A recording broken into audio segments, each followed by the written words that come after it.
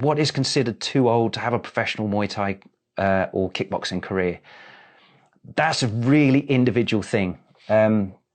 So there's lots of people that are sort of over the age of 30 that are still moving really, really well. And actually, if you've got a good strength and conditioning program and you're training well and you're not using a ridiculous amount of volume that's giving you overuse injuries and all this kind of stuff with all your other training, you find you can train to a really good age. I actually still fought pro at the age of 40. I stopped then because I ended up with an elbow injury, bit of bone fragment that I had to have surgery for, and that just stopped me.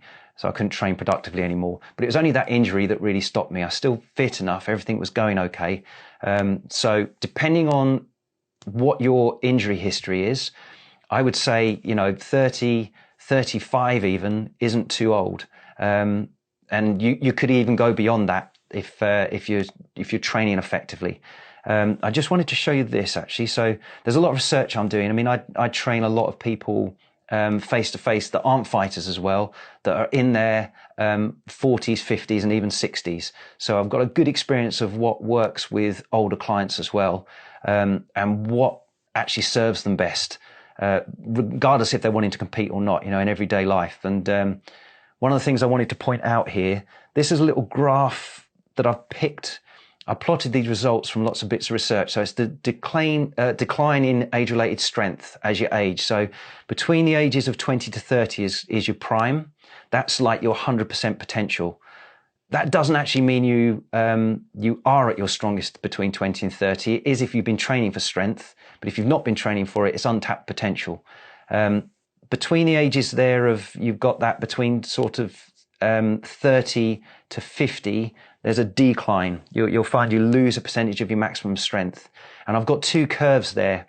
The blue line is like the upper limit from research of what we've seen people detrain, and the red line is the lower limit. And these are of athletes training. This isn't just regular people.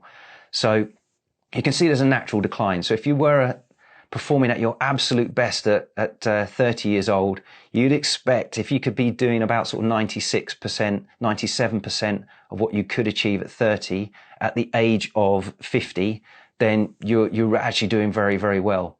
I've actually got lots of clients that have come, that are training with me that are out now in their 50s or even their 60s, and they're stronger than they ever were. And it's just because they didn't tap into their potential when they were 20 or 30. So the curve kind of looks completely skewed, which actually good news. It just means they're offsetting that aging process. But whoever you are, you will lose strength as you age. So we are expecting that.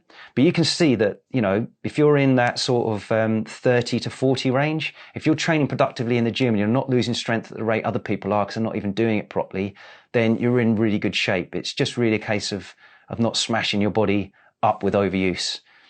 So let me move on to the next part of his question. Let me see if I can find this.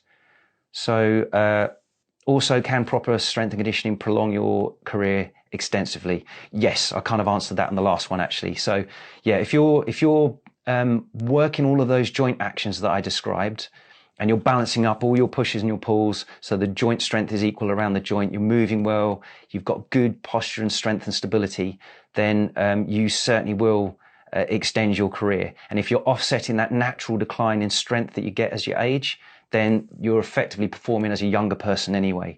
So yes, you can. Incidentally, that decline in strength is one thing, but what's even more important as you get older is the decline in power. So it's how quickly you can apply your force. So you need to keep that foundation strength like we discussed earlier, but it's the rate that you apply it that will diminish even more rapidly as you age. So that stuff like the power exercises, the med ball work, and relative plyometrics, I would warn against when you're older doing really aggressive plyometrics, because your tissues are not going to take the intensity quite so well if you're doing like drop jumps and all this kind of stuff. So you have to be really careful on the volume on that. But yes, it absolutely will extend your career there.